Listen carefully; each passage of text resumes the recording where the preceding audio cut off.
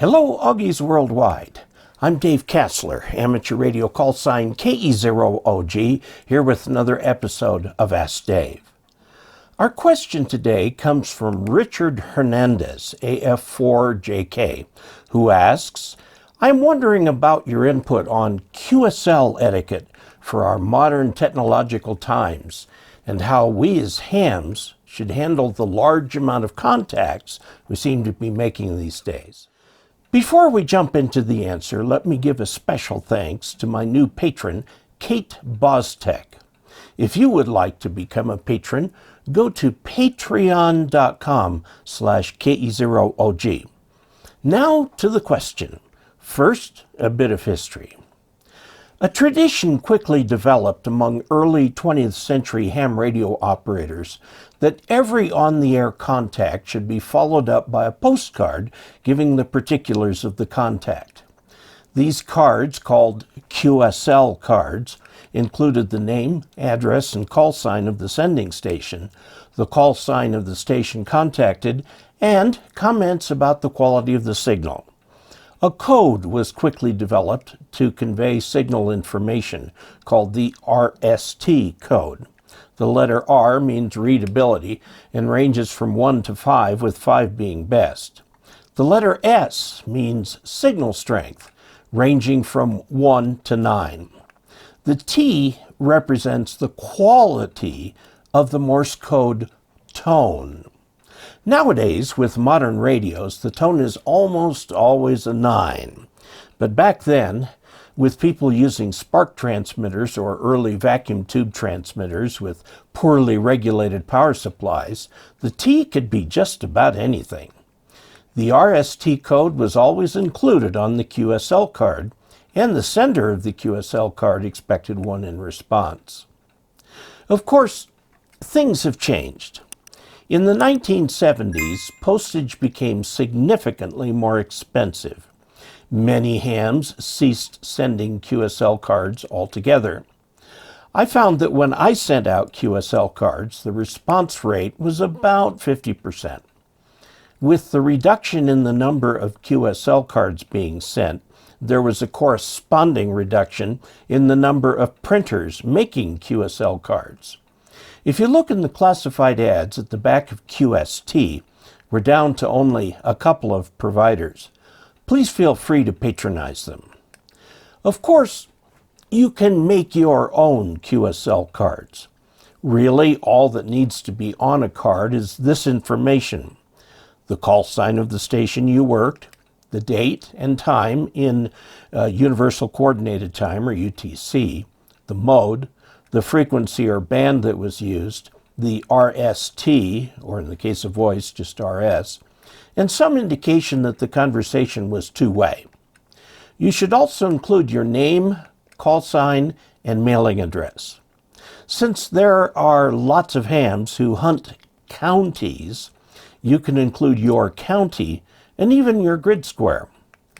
A standard postcard is 3.5 inches by 5.5 inches in size.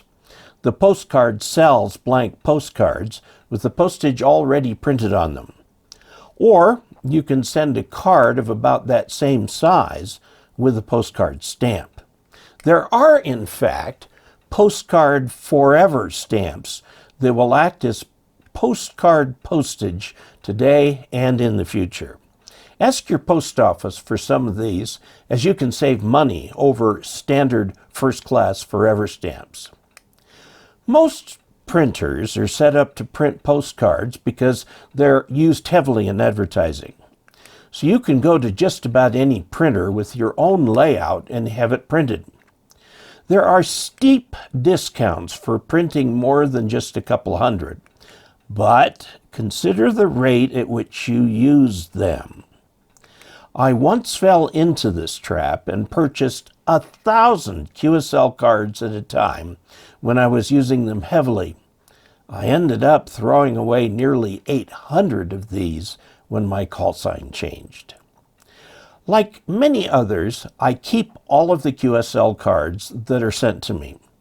Lots of hams actually display them on the walls of their station. Others keep them in binders, and many just keep them in a pile like I do. I am particularly proud of a number of QSL cards I have.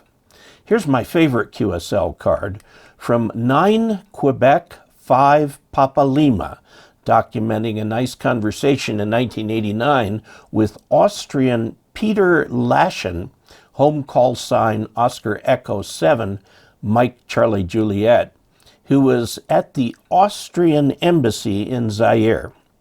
Zaire is now part of the Democratic Republic of the Congo. Do I recommend sending QSL cards on a routine basis, even to stateside hams? Yeah, I do. There's no reason not to if you can afford the postage. But do not expect a return QSL card for every card you send out. So, what is the state of QSLing today? Frankly, it has moved online. If you want your electronic virtual QSL cards to count for ARRL awards, you will have to use Logbook of the World. This system has an undeserved reputation for being complex. Follow the instructions carefully. You will sign up in 2 parts. The first part will result in the ARRL sending you a postcard. This postcard will have your password on it. The card is sent only to the address that is in the FCC database, so be sure to check that that is up to date. After you get your card, you can finish the sign-up process. Most popular logging programs can update Logbook of the World directly.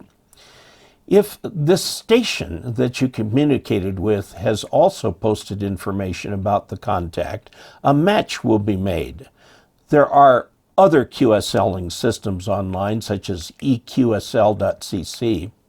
This system is very easy to use and is popular, but does not count for ARRL awards, so it has its own award system. So, in summary, QSLs are still popular, although most QSLing is moving to electronic means. In some countries around the world, it is hard for hams to get connected to Logbook of the World, so there will always be a place for paper QSLs. How to send and receive cards from DX stations is worthy of a lengthy video itself. So there you have it. Since you've watched this far, you may be interested in supporting this channel financially. Go to dcasler.com/support and pick a way that works for you. Until we next meet, 73.